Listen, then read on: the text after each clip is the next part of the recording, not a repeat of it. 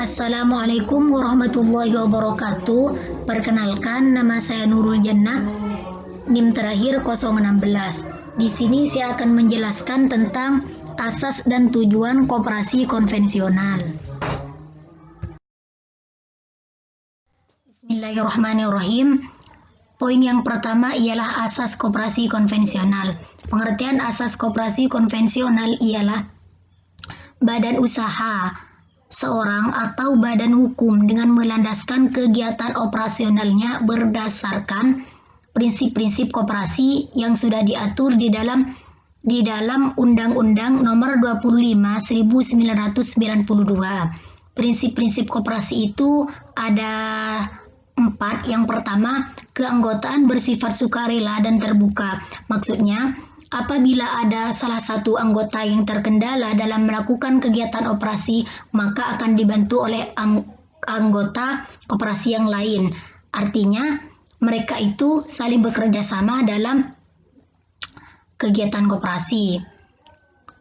Yang kedua, pengelolaan dilakukan secara demokrasi. Artinya, semua anggota koperasi berhak untuk melakukan kegiatan koperasi dan juga berhak memilih siapakah yang lebih pantas untuk menjadi pengawas koperasi. Yang ketiga, pembagian SHU dilakukan secara adil sesuai dengan jasa masing-masing anggota. SHU itu surat sisa hasil usaha. Jadi sisa hasil usahanya itu akan diberikan kepada anggota koperasi sesuai dengan kontribusi mereka terhadap koperasi. Yang keempat, pemberian jasa yang terbatas terhadap modal. Pemberian jasa yang diberikan koperasi terhadap anggota koperasi ataupun masyarakat itu terbatas.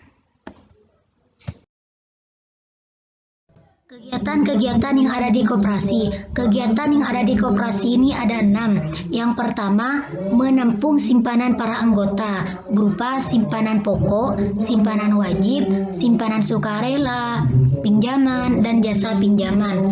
Yang kedua, menyalurkan kredit atau pinjaman kepada anggota maupun masyarakat.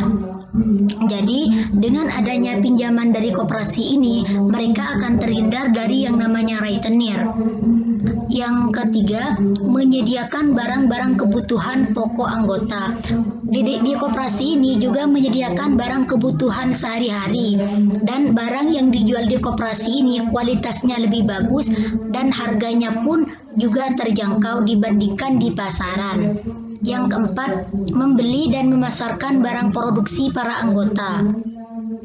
Dengan demikian, koperasi telah membantu perekonomian anggota koperasinya sehingga usaha yang dilakukan anggotanya dapat tetap berjalan. Yang kelima, memberi layanan jasa kepada para anggota, misalnya usaha perbengkelan, kesehatan, dan instalasi listrik.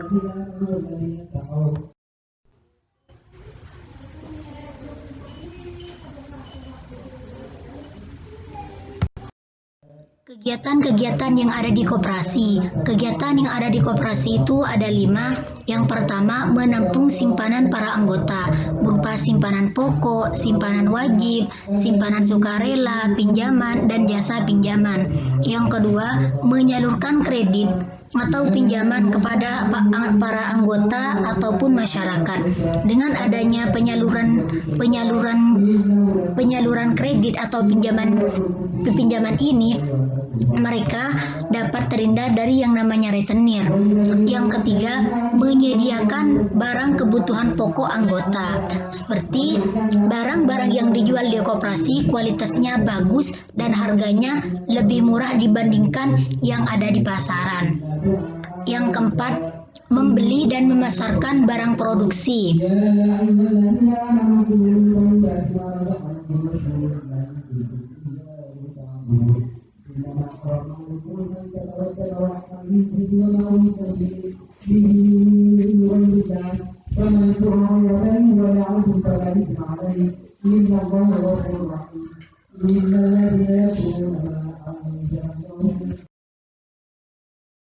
Koperasi konvensional memiliki dua asas, asas kekeluargaan dan asas gotong royong.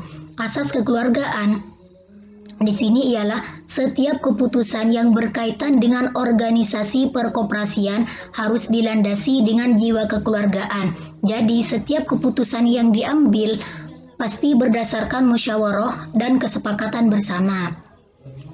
Dan anggota koperasi juga harus memiliki kesadaran untuk melakukan yang terbaik di dalam setiap kegiatan koperasi.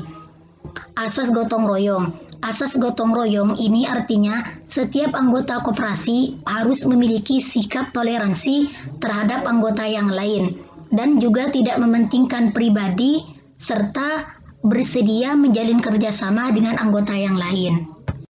Koperasi konvensional memiliki dua asas, yaitu asas kekeluargaan dan asas gotong royong. Asas kekeluargaan di sini ialah setiap keputusan yang berkaitan dengan organisasi perkoperasian harus dilandasi dengan jiwa kekeluargaan.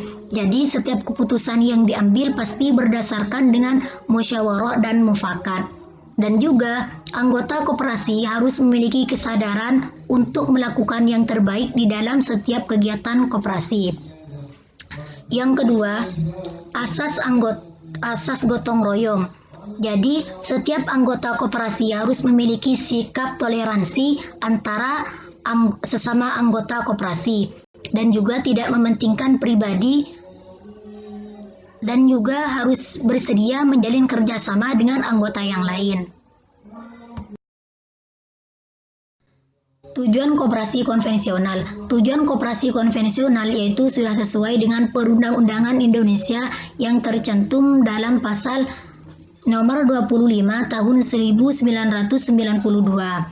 Tujuannya ialah yang pertama, meningkatkan kesejahteraan anggota koperasi pada khususnya dan kesejahteraan masyarakat pada umumnya. Yang kedua, membangun tatanan perekonomian nasional. Yang ketiga, mewujudkan masyarakat adil, makmur, dan maju dengan tetap berlandaskan pada Pancasila dan Undang-Undang 1945. Berdasarkan pasal tersebut, dapat saya simpulkan bahwasannya prioritas utama koperasi ialah ingin mensejahterakan anggotanya terlebih dahulu, baru kemudian koperasi itu diharapkan mampu memberikan kontribusi kepada masyarakat. Dan perlu kita ketahui bersama bahwasannya tujuan koperasi yang saya jabarkan ini ialah masih bersifat umum karena setiap koperasi harus menjabarkan ke dalam bentuk yang lebih operasional.